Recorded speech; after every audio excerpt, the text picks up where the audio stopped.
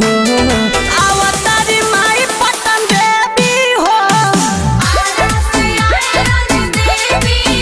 धन होई दर्शन करी जे भी हो धन होई दर्शन करी जे भी हो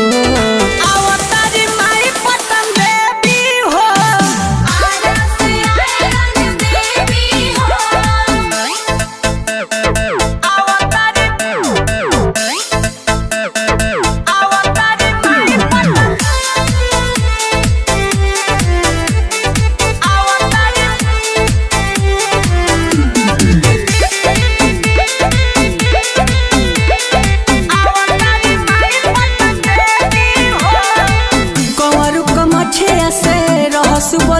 धावल माई चली अइली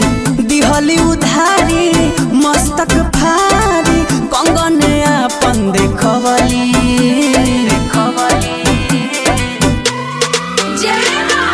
कंवरू कमछिया से रहसु बोलावले धावल माई चली अइली दिहली उधारी मस्तक फारी कंगन अपन देखवली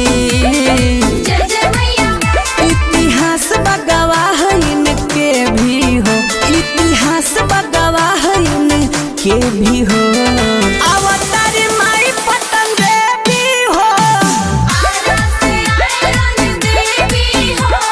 सजल बा पंडाल बड़ा हेवी हो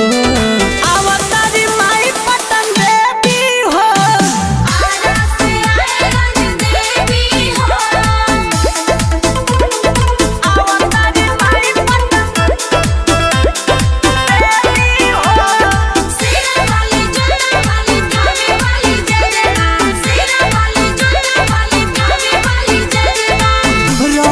चंचल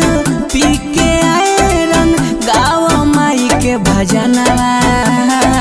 सिरावा नवावो दुखवा सुनावो राजू राजा पूजा चरणवा अरे सुनो सुनो राहुल सत्संग पी के आयरन गाँव माई के भजनवा सिरावा नवावो दुखवा सुनावो आयुष पूजा चरणवा